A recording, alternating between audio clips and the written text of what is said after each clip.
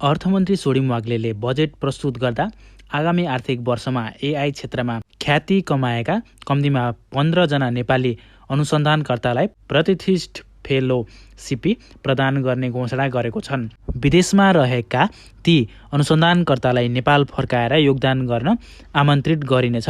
एआईमा आधारित अर्थतन्त्रको आधार तयार गर्ने उद्देश्य राखिएको छ। उनले डिजिटल भुक्तानी मार्फत वस्तु तथा सेवा खरिद गर्दा मूल्य अभिवृद्धि कर यानि भ्याटमा 10% छुट दिने भएको छ। सङ्घीय सांसदको दुवै सदनमा आगामी आर्थिक वर्ष 2083 र 84 को बजेट प्रस्तुत गर्दै अर्थमन्त्री डाक्टर सोडिम वाग्लेले डिजिटल भुक्तानी प्रोत्साहन गर्न यस्तो व्यवस्था गरिएको बताएका हुन्। हाल उपभोगले मूल्य अभिवृद्धि कर बापत 13% कर तिर्दै आएका छन्। सरकारले चुरोट र मदिरामा अन्तशुल्क वृद्धि गर्ने भएको छ। अर्थमन्त्री सोडिम वाग्लेले आगामी वर्ष 2083 र 84 को बजेट भाषणमा चुरोट र मदिरामा 10%ले अन्तशुल्क वृद्धि गर्ने बताएका छन्। सरकारले व्यवस्था जोखिम न्यूनीकरण र राजस्व वृद्धि गर्ने उद्देश्यसहित यस्तो कर नीति अघि सारेको हो। यस निर्णयपछि चुरोट र मदिराको मूल्यमा असर पर्ने अनुमान गरिएको छ। पूर्व प्रधानमन्त्री एवं नेपाली कम्युनिस्ट पार्टीका संसदीय दलका नेता पुष्पकमल दाहाल प्रचण्ड हिजो सांसद बैठकमा अनुपस्थित भएका छन्। अर्थमन्त्री सोडिम वाग्लेले हिजो बजेट पेश गरेका थिए। प्रचण्ड स्वास्थ्य अवस्थाका कारण बैठकमा उपस्थित हुन नसकेको नेपाली कम्युनिस्ट पार्टीका प्रमुख सचेतक युवराज दुलालले जानकारी दिए। भाइरल ज्वरोका कारण अध्यक्ष प्रचण्ड आराम गरिरहनु भएको छ। दुलालले भने बैठकमा उपस्थित हुन सक्ने अवस्था छैन। उहाँलाई 102 डिग्री फरेनहाइट ज्वरो आएको छ।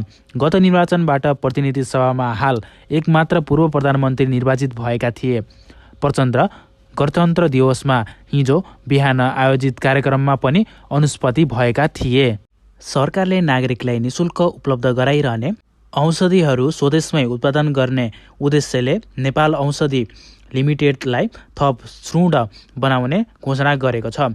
अर्थमन्त्री सोडिम वाग्लेले आगामी वर्ष 2083 र 84 को बजेट भाषणमा नेपाल औषधि लिमिटेडलाई कम्तीमा 25 प्रकारका औषधि उत्पादन गर्ने सक्षम बनाइने बताएका छन्। सरकारले निशुल्क औषधि कार्यक्रम प्रभावकारी बनाउन स्वदेशी उत्पादन बढाउने र बाहिरी निर्भरता घटाउने नीति लिएको छ। यसका लागि नेपाल औषधि लिमिटेडलाई आवश्यक पूर्वाधार र क्षमता विकासमा जोड दिने बजेटमा उल्लेख छ।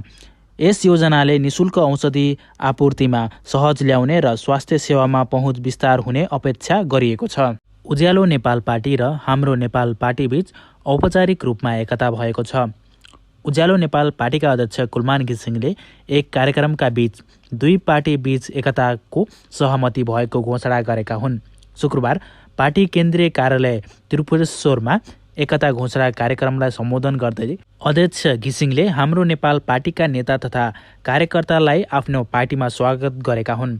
उज्यालो नेपाल पार्टी अब साँच्चीकै विकल्पको रूपमा स्थापित हुनेछ।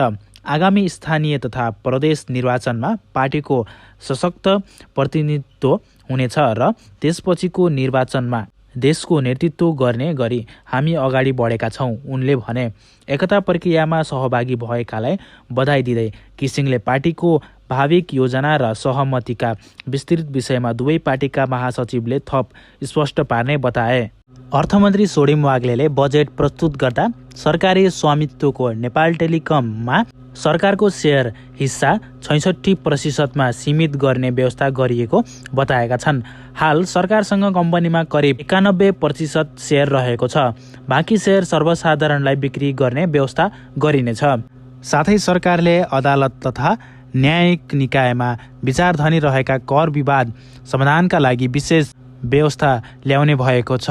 सङ्घीय सांसदको दुवै सांसदमा आगामी आर्थिक वर्ष 2083-84 को बजेट प्रस्तुत गर्दै डाक्टर सोडिम वाग्लेले सरकार वा करदाता पक्षबाट अदालत तथा न्यायिक निकायमा पुगेका कर विवादमा निर्धारित कर रकम तोकिएको म्यादभित्र 1% थप गरी बुझाए सरकार मुद्दा फिर्ता लिने तयारी हुने बताएका छन्।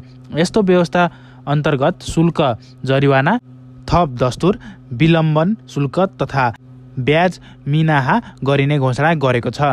नेकपा एमालेका अध्यक्ष केपी शर्मा ओलीले व्यवस्थाको रक्षा गर्न सकिए मात्र जनताले अवस्था परिवर्तन गर्न पाउने बताएका छन्।